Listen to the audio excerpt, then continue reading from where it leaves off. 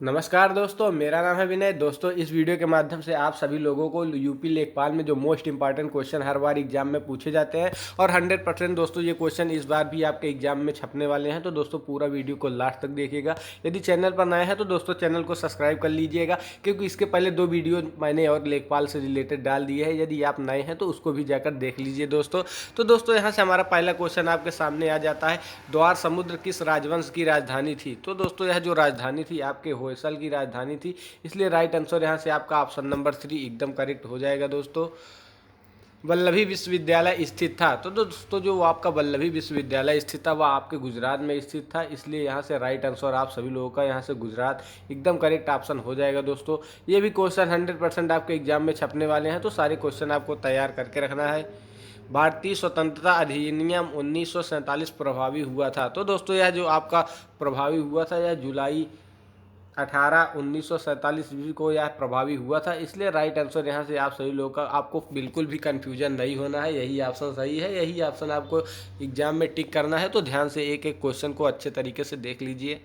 गदर party का मुख्यालय था। तो दोस्तों जो आपके गदर पार्टी का मुख्यालय था वह सान फ्रांसिस्को में था, और इसके जो संस्थापक थे आप सभी लोगों को पता होगा कि लाला हरदयाल गदर पार्टी के संस्थापक थे, इसलिए राइट आंसर। ये भी मोस्ट इंपॉर्टेंट क्वेश्चन है, 100% आपके एग्जाम में छपने वाला है, तो एक भी क्वेश्चन आपको मिस नहीं करना है दोस्तों।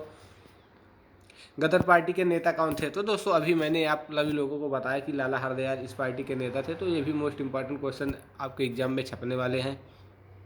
कौन सी नदी उड़ीसा में अपनी डेल्टा बनाती है। तो दोस्तों जो आपकी महानदी है वह उड़ीसा नदी में डेल्टा बनाती है, इसलिए राइट आंसर यहाँ से आपका महानदी एकदम करेक्ट हो जाएगा।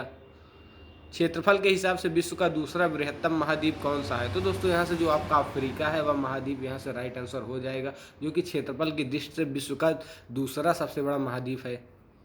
बेतवा नदी मिलती है। तो दोस्तों जो आपकी बेतवा नदी है वह आपके यमुना नदी से मिलती है, इसलिए यहाँ से राइट आंसर आप सभी लोग का ऑप्शन नंबर बेतवा नदी एकदम करेक्ट हो जाएगा।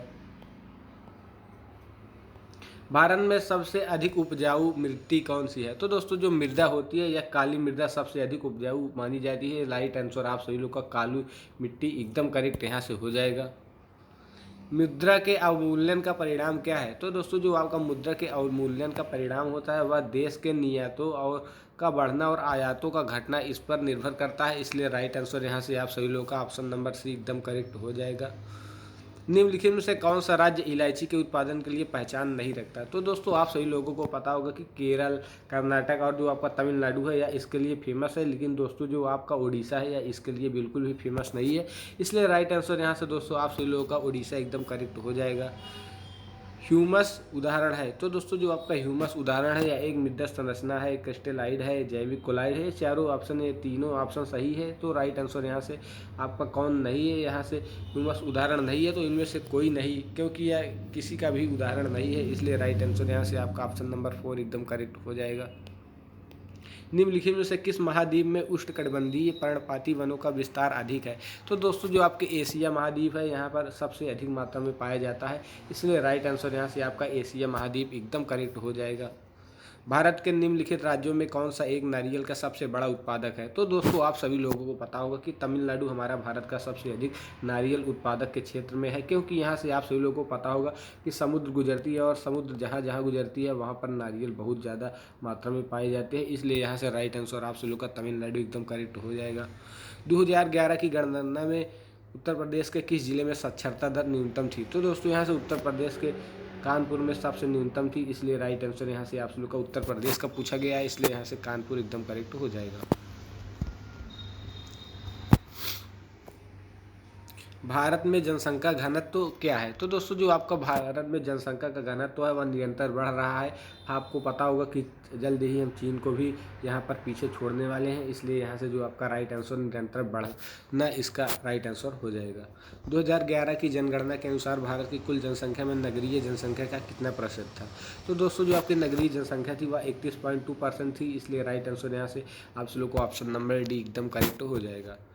भारतीय संविधान में समानता का अधिकार 5 अनुच्छेदों द्वारा स्वीकृत है, वे हैं। तो दोस्तों वे अनुच्छेद आप सभी को पता होगा कि आर्टिकल 14 से आर्टिकल 18 तक आप सभी का इसमें दिया गया है, इसलिए राइट आंसर यहाँ से आपका ऑप्शन नंबर 2 एकदम करेक्ट हो जाएगा।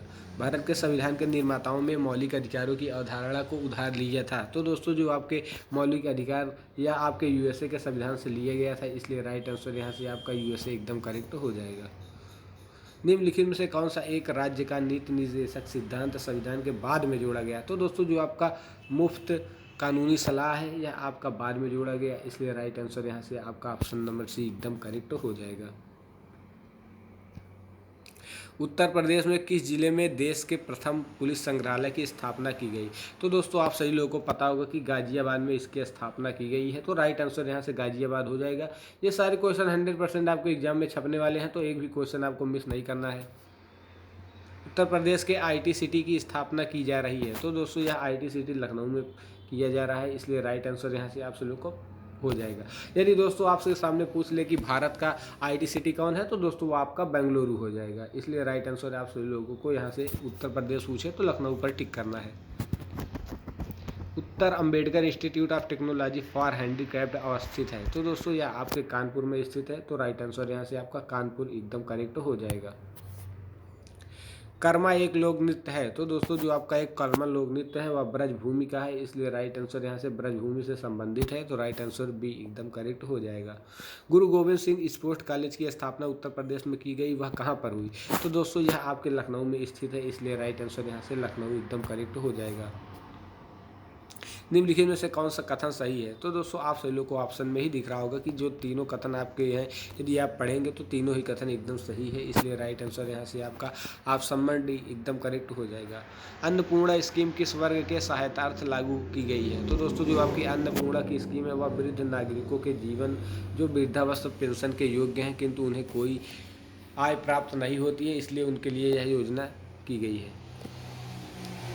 वसूली कीमत सामान्यतः किस स्तर पर निर्धारित की जाती है? तो दोस्तों यह आपकी जो कीमत है यह बाजार कीमत से कम होती है, इसलिए यहाँ से right answer option number A एकदम करेक्ट हो जाएगा। सघन कृषि क्षेत्र कार्यक्रम कब शुरू किया गया? तो दोस्तों यह आपका कार्यक्रम 1963 ईस्वी में शुरू किया गया था, यह भी मोस्ट इंपॉर्टेंट क्वेश्चन है, आपको ध्यान में रखना है। मिश्रित क्रॉपिंग से तात्पर्य क्या है? तो दोस्तों इसका तात्पर्य एक खेत में एक से अधिक फसलों के बीज मिलाकर एक साथ उगाना, इसी को मिश्रित क्रॉपिंग कहते हैं, इसलिए राइट आंसर यहाँ से ऑप्शन नंबर ए एकदम करेक्ट हो जाएगा। नाबार्ड एक शीर्ष वित्तीय संस्था है जो बनी है, तो दोस्तों नाबार्ड आप सभी लोग को पता होगा कृषि एवं ग्रामीण क्षेत्र के विकास हेतु बनाया गया है, इसलिए राइट आंसर यहाँ से ऑप्शन नंबर सी एकदम करेक्ट हो जाएगा। मनरेगा में महिलाओं का कोटा कितना होता है? तो दोस्तों मनरेगा में महिलाओं का कोटा 1/3 होता है, जो कि राइट आंसर है, आप सभी लोग को ध्यान में रखना है। राष्ट्रीय सामाजिक सहायता कार्यक्रम के अंतर्गत कितनी योजनाएं हैं? तो दोस्तों इसके अंतर्गत आप सभी लोगों को पता होगा कि यहाँ पर 5 योजनाएं चलाई जा रही हैं, तो राइट आंसर यहाँ से 5 योजनाएं एकदम करेक्ट हो जाएगा। सूखा प्रवण क्षेत्र कार्यक्रम कब शुरू किया गया? तो दोस्तों यह जो आपका कार्यक्रम है 1977 से 1978 के बीच में शुरू किया गया, राइट आंसर आपका ऑप्शन नंबर 2 हो जाएगा। पूरा योजना का उद्देश्य क्या है? तो दोस्तों इस योजना का उद्देश्य आपके ग्रामीण शहरी अंतर को कम दूर करना है, इसलिए राइट आंसर यहाँ से ऑप्शन नंबर ए हो जाएगा। उत्तर प्रदेश की सर्वाधिक महत्वपूर्ण खाद्यान्न फसल कौन सी है? तो दोस्तों यहाँ पर जो गेहूं की फसल है वह महत्वपूर्ण है, तो राइट आंसर यहाँ से आपका ऑप्शन नंबर डी हो जाएगा। उत्तर प्रदेश में सर्वाधिक उत्पादन वाला तिलहन कौन सा है? तो दोस्तों यह सरसों का तिलहन सबसे अधिक मात्रा में पाया जाता है, तो राइट आंसर यहाँ से ऑप्शन नंबर डी हो जाएगा। उत्तर प्रदेश में प्रमुख रूप से आम की किस किस्म का उत्पादन किया जाता है? तो आप सभी लोगों को पता होगा कि दशहरी और चौसा ये 2 किस्में बहुत ज़्यादा उगाई जाती हैं, तो राइट आंसर यहाँ से आप सभी लोगों को ऑप्शन नंबर ए हो जाएगा। ग्रामीण निर्धनों हेतु प्रोफेसर राधाकृष्ण समिति कब बनाई गई? तो दोस्तों यह आपकी समिति अप्रैल 2008 में बनाई गई थी, जो कि ग्रामीणों के हित में है, इसलिए राइट आंसर यहाँ से आप सभी लोग को ऑप्शन नंबर डी एकदम करेक्ट है, यह ध्यान में रखना है। उत्तर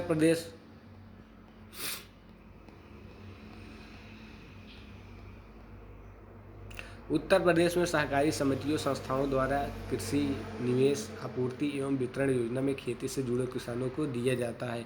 तो दोस्तों यहाँ से आप लोग को पता होगा बीज, रासायनिक उर्वरक और अल्पकालीन ऋण, ये तीनों चीज़ें इसमें दिया जाता है, इसलिए राइट आंसर यहाँ से आपका उपयुक्त सभी एकदम करेक्ट हो जाएगा।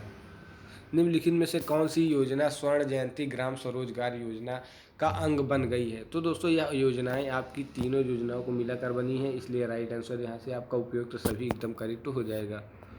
निम्नलिखित में से कौन सी योजना 2011 से ग्रामीण आजीविका मिशन के रूप में चलाई जा रही है? तो दोस्तों यह आपके स्वर्ण जयंती ग्राम रोजगार योजना है, इसलिए राइट आंसर इसको भी ध्यान रखना है। 100% आपके एग्जाम में छपने वाले क्वेश्चन है दोस्तों।